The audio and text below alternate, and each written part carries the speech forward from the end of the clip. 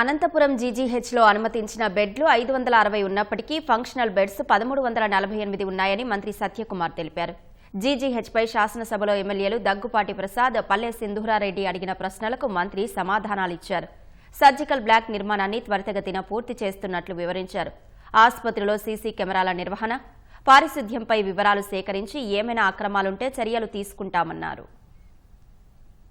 Sanction bed 560 ఉన్నప్పటికీ functional beds అనేవి 1348 ఉన్నాయి అధ్యక్ష. నేను ముందుగా చెప్పినట్టుగా 1205 జనరల్ బెడ్స్, అదేవిధంగా ఐసీయూ బెడ్స్ 140 ఉన్నాయి. సర్జికల్ బ్లాక్ మొదటగా అనుకున్న G+6 అనుకున్న మాట వాస్తవం అధ్యక్ష. తర్వాత గత ప్రభుత్వం వాటిని కుదించి G+1కి చేయడం జరిగింది. ఆ పనులు కూడా చేయాల్సిన స్థాయిలో జరగకపోలేదు. గతంలో కాంట్రాక్టర్ కూడా బిల్లులు చెల్లించలేదు. మన ప్రభుత్వం వచ్చిన తర్వాత వాటికి బిల్లులు చెల్లించడం జరిగింది. వాటికి త్వరితగతిన పూర్తి చేసే ప్రయత్నం చేస్తున్నాం.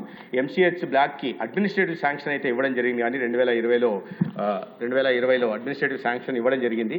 అయితే ఈ ఆర్ఎండ్బి కావాల్సిన ఆర్ఎండ్బి స్థలం, అది ఆర్ఎండ్బి స్థలం తర్వాత వాటి హ్యాండ్ ఓవర్ చేయడం జరగలేదు అధ్యక్ష. ఇటీవల కూడా నేను రివ్యూ చేసి సంబంధిత అధికారులతో, అదేవిధంగా ఆర్ఎండ్బి ప్రిన్సిపల్ సెక్రటరీ గారితో కూడా మాట్లాడడం జరిగింది. అదేవిధంగా కలెక్టర్ గారు కూడా ఏపీఎంఎస్ఐడిసి తర్వాత ఆర్ఎండ్బి వాళ్ళతో మాట్లాడి త్వరగా ఆ స్థల సేకరణ చేసి హ్యాండ్ ఓవర్ చేయాల్సిందిగా వారిని ఆదేశించడం జరిగింది అధ్యక్ష.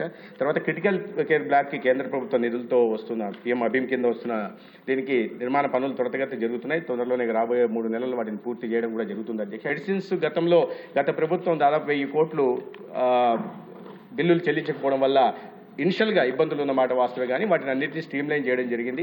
ఇప్పుడు మెడిసిన్ సప్లై విషయంలో ఎటువంటి ఇబ్బంది లేదు అధ్యక్ష. ఇండెంట్ హాస్పిటల్ నుంచి ఇండెంట్ పెడితే వెంటనే వాటిని సప్లై చేసే దిశగా ఏపీఎంఎస్ఐడిసి చర్యలు తీసుకుంటా ఉంది. అది కాకుండా ఒక 20% డీసెంట్రలైజ్డ్ బడ్జెట్ కింద అక్కడ సూపరింటెండెంట్ కలెక్టర్ గారు కూడా అధికారం ఇవ్వడం జరిగింది. కావాల్సిన మందుల్ని వాళ్ళు అక్కడి నుంచి సేకరించుకోవడానికి కూడా అవకాశం కలిగించాం అధ్యక్ష.